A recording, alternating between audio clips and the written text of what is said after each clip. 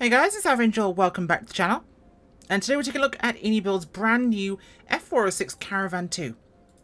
Now, this aircraft is a Rhymes Cessna product, which is designed and manufactured by Rhymes Aviation in cooperation with Cessna. That's a French company. Now, it's a twin turboprop 14-seat low-wing monoplane. It's aluminium construction, as one might expect, and it's developed from, or a development of, the Cessna 404 Titan, which is, of course, a stock aircraft in the new flight sim.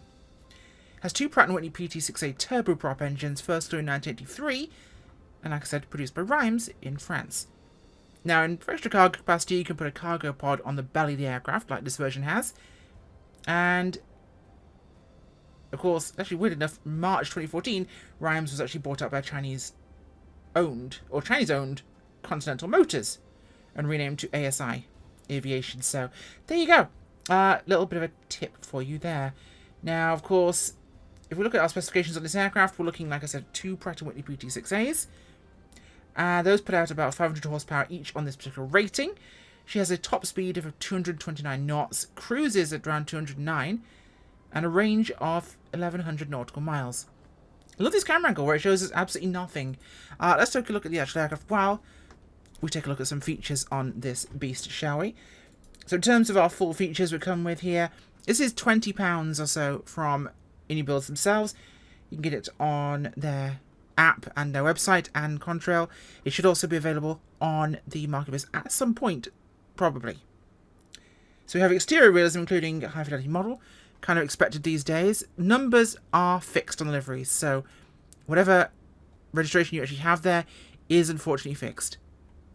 Now, of course, we've got all our 24 native features like pulling away our chocks. We can't grab things like our ailerons or our tanks there. We can take out plugs and things. We can open these hatches for nose compartment storage. If it actually lets you get close enough, it does. Pitot covers there. So, authentic sound suite for cockpit and external by Echo 19 Productions, including PT6 sounds. That'd be nice. Let's see if I can get down to here. Will it let me open these? Because there's no actual internal switch to open the cargo pod. There is not. Can I go around the other side and get there? No, appears not to be able to open those. Yeah, it's an MD-10 for some reason, sitting here. We're at Mudhole in Alaska, Cordova. Now, one thing I do quite like is that some aircraft are doing this now in native models is you can open the various doors in the aircraft and not forced to get in. There doesn't appear to be a actual get-in command for this doorway. And I did have some issues closing one or two of the doors, but you can just Shift-C inside, which honestly I prefer. Shift-C is a much easier system than it automatically getting in when the other doors open. Of course, we can open our emergency exits here and the cockpit doors there. Nice and easy. We can do the same to the storm windows in the back there. In fact, let's go back here past the seats. If it'll actually let me do it. Where is it? Here we go. Okay, to be a little bit closer to the window to actually click on that. Unless it doesn't want to let me, because some of these don't appear to have a functioning click spot, which is a little bit bizarre. That one does. Tablet-wise, of course, home, we can do our usual Inibuilds things like our checklists here. We can go to our SimBrief import if you want to use SimBrief. Ground options include, and it shows us what's open. Pilot emergency exit will close that. Now we can open all of these now exactly like this. And these cargo bays, I suspect it doesn't seem to show, because cargo bay you would think would be the pod, because it only shows on the cargo version, but doesn't open them, so those stay closed.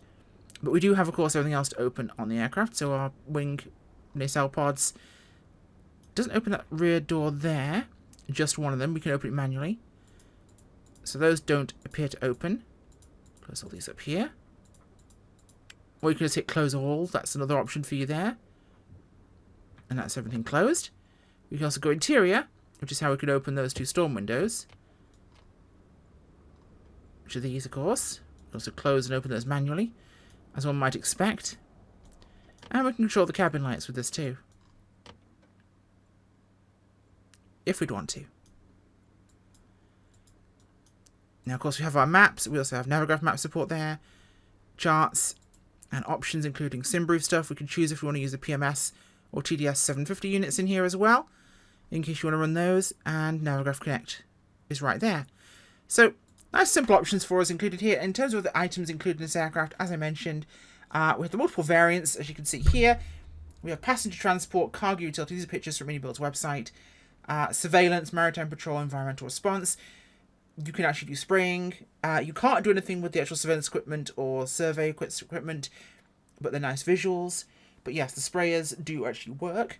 We have a dynamic loading system for payload in the EFB. Now, it says functional surveillance systems, but it didn't work for me. So that might be on me. And the aerial surveillance station, yes, the aerial surveillance system is model only. That's okay. And you do have like a radar super, just again, model only, but it's not doing anything particular. Custom autopilot system, which we'll have a look at in a minute. Detail lighting and electrical system simulation with circuit breakers being operational, standard feature these days. Let's take a look at the actual aircraft properly, shall we? Because that's what we actually really want to do here, is get this thing operational. So, we'll go to our checklists here. I like to pull up in this so you can actually see them. Okay, so preliminary checklist parking brake is set. That is done. Make sure we get rid of this just for a moment so you can see what we're doing. Check parking brake there. All switches are currently set to off. All circuit breakers are in. They are. All breakers around here. Trim tabs are set for takeoff. Trim tabs are good. Fuel crossfeed salve is there. Flat position lever is set to 0. Fuel gauges quantities are looking pretty low right now, but the battery's off. We probably want to turn the battery on. Yes, there we go. And battery is down here. Fuel gauges come up nicely. Perfect.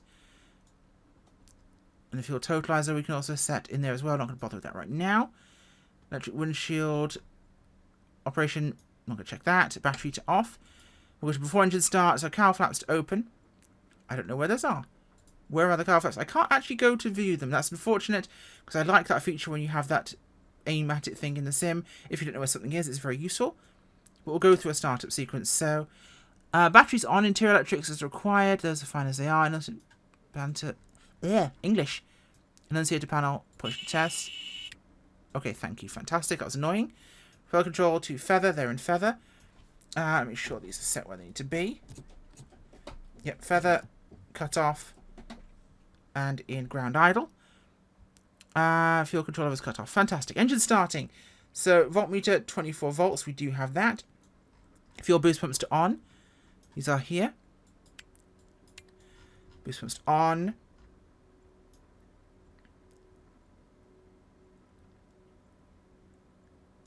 So, we'll leave that for the time being. It's very much going to be a simple case of ignition on. Keep an eye on our NG.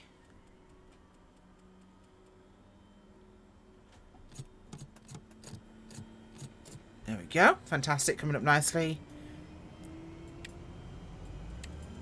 Start right.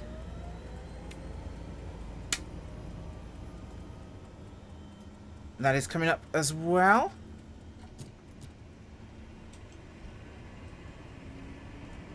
Make sure we're not in beta there.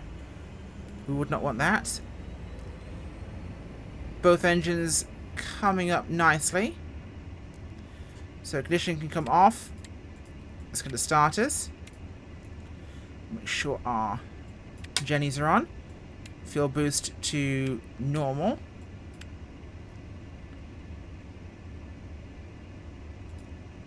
Before taxiing, make sure we check these. Fuel control heaters, there's a fine avionics bus is on. Inverter switches to on. Let's go down to our avionics bus. It's right here. There we go. Everything that needs to be set is set. So spray bus, we don't need to worry about this, of course. We can't spray on this version, but the panel is still in here despite this version. Not sure why they chose to do that. You'd think they'd include the spray panel in the sprayer version, unless they just left it on all of them, because you could switch out equipment. Everything looking good to there. Okay. So everything is set. Taxiing will be flight instruments, brakes. For takeoff, parking brakes, yes, usuals. Everything should be set to go. Let's go flying in the airplane, because that's the important part here. Now we've got our radar down here, if we want to use it, and it's default sim radar type equipment we expect in this. Not super bright, admittedly. Radios and things, all fine here. These is our autopilot functionality here. Now in terms of setting altitudes and various other matters like that, it's going to be a matter of holding whatever you've got yourself actually to. And the actual autopilot's main function. What is this down here? Is this... Well, there's our actual main Sentry autopilot. Here's our cowl flaps, of course.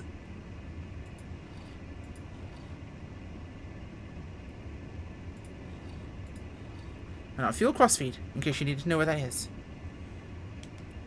Okay. Let's go aeroplane, shall we? These things are spinning nicely. Let's make sure we set ourselves...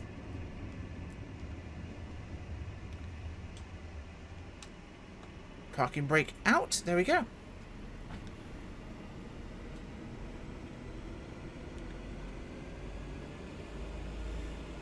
Now, it does not race around like most turboprops do in the sim because of the prop control,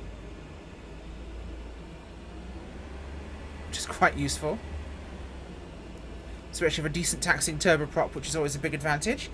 Cockpit layout's good. I like the cockpit layout. It's simple, it's effective, and texturing is excellent in here. I like to be able to have things like moving armrests, although they don't really do a lot in the sim, admittedly. That's me just being picky. We've got no warnings on the aircraft. We'll set our flaps for takeoff. So that's one notch there for takeoff. And we're just going to do a little short flight today to Cordova Municipal, which is the original airport in Cordova, Alaska. And it's a stock airport, unfortunately, in the sim, but it's a fun little one. It's also gravel, which is where this thing should behave. There's a couple of 406s actually fly in Alaska, or more than a couple.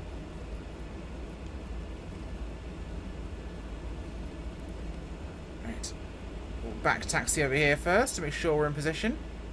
We've got more than enough room, but I'll give it a little bit of back taxi here. Now, in terms of how many of these things were built by Rhymes, about 100 total, and I've not enough power on the aircraft here. And they were produced through to about 2013. Are we going to start moving?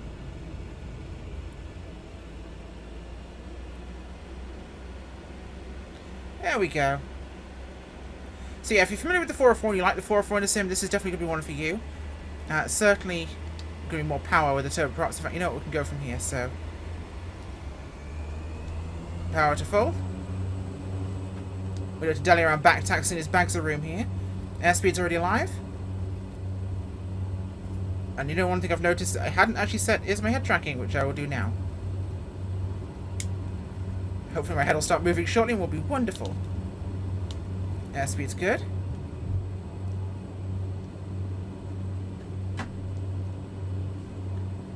And we shall go external here. As you can see, the gear is pretty conventional in terms of its operation. Standard retracting. Same with the flaps. Now, of course, you can see some lineage here in terms of the 206, or 208, sorry.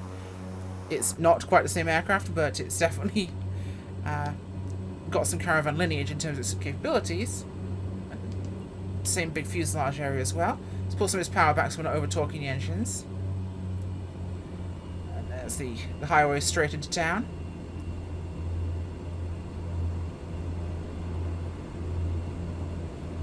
Nice and easy.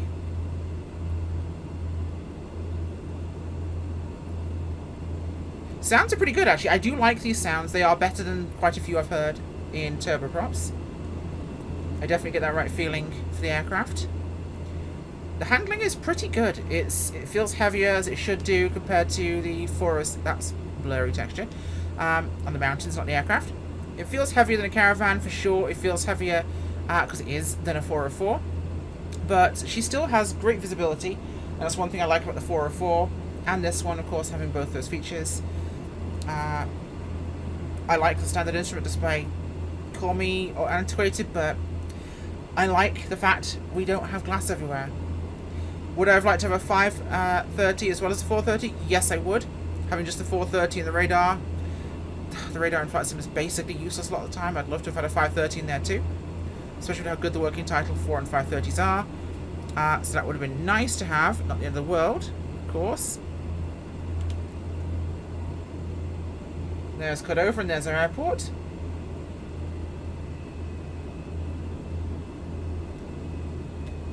We'll go fly past and check it out for you, and then we'll come around and make an approach.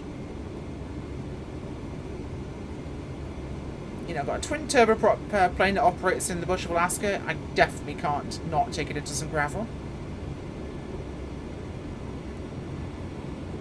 Because this is a fairly constrained area to actually operate an aircraft from, so we've got an at water level for the inlet here. Runway. It's a little curved and right there on the side of the hillside. Right beyond it is actually Cordova, the city of, or town of. Little motion lotion there. But we'll slap down some flappage just to give us a bit of nose down here. As you can see, that's our airport.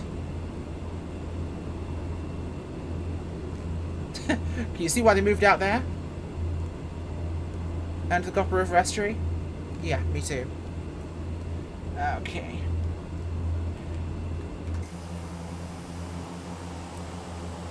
Cordova, Alaska. Not a big place, but a cool place. Apart from the harbour being horrific over here, where flight sim for telemetry has gone brr. But we'll forget about that sort of thing.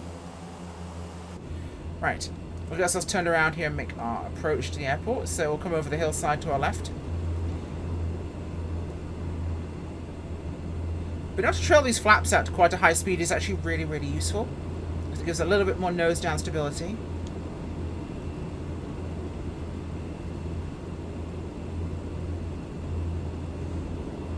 But that's not a huge space for us to operate in there, so we need to be careful with this. Okay. So we'll come in here, we'll turn where we approached basically, and we should be good to go. I mean, operating this in a relatively confined spot is actually kind of fun, because it's going to challenge the aircraft and how it's going to behave. I've not actually landed this aircraft yet. I have spawned it a few times in the sim to check it out visually and check over systems, but I have not flown it yet. So my first ever landing is going to be down there on a strip of gravel next to the highway. So we'll make this thing work. See what I mean about the radar being very hard to see? Because the brightness down there is cranked. It's quite pale.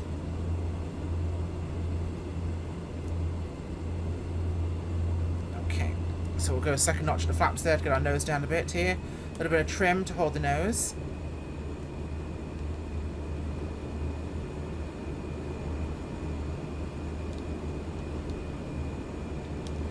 It is very hard to trim the nose up on this. We'll put gear down here. And those are trees, so we don't want to dodge those.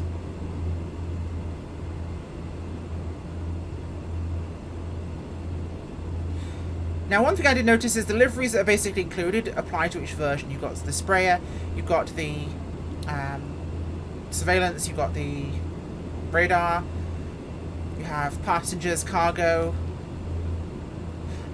There's only the liveries included that go with the particular models. Now, there's 2 spare, but they're all available to every model. So if you wanted to fly the sprayer livery on the cargo model, you can. Or the cargo livery, you want DHL to be doing surveillance, you can do that too. Let's bring it around here. So it's down to how you want to do that. Obviously, I don't like the fixed registrations. That's not a personal favourite of mine, but it's not the end of the world. And I do personally... it's not a big gripe, but when it comes to the versions, I would have absolutely loved to have the option to have the cargo pod be on the passenger variant, because I want to be able to carry passengers and their baggage. And in several models that operate in Alaska, you tend to see cargo pods on the passenger variant, so there's seats in it with cargo pods. That I'd love. I'm a big fan of cargo pods in aircraft, and Having to fly the cargo version of the pod is a little sad, but I can cope. Not the end of the world. There's just a personal gripe. It would have been a really cool easy tablet option there. To the cargo pod be a visibility option. But whatever. It's okay. Not a big deal. Okay, a little bit of power control here. A bit more power on there. Props to full fine. Conditions good. Gear is confirmed down. I've got 3 green. A little bit more power. Hold the nose a smidgen. Just control a nice flat, gentle approach here. There's no real step up there towards ground. Keep my eyes on the hillside to the right. Keep our sync rate constant. Little bit too far right. Let's drift left. I've landed a DC-3 here. It's not hard. Reverse and brakes. Greased it. Absolutely greased it. It looks harder than it should be because this is gravel in the middle of Alaska, but you know what? I can live with that. Let's turn around here.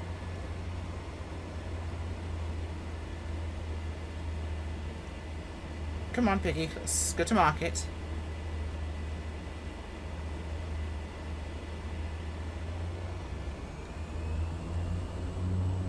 Turn she does not want to do sometimes. She's definitely a little stiffer on the ground than some aircraft have taxied. Giving it a bit more toe brake there than we might otherwise have used. Okay. There we go. Cut the engines out. So what do I think? Is this worth £20? Absolutely. It is 100% certainly worth £20.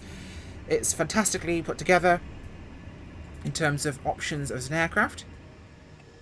Loads of variations, loads of choices, and if you, like me, want to fly something out in the bush, you've got that capability.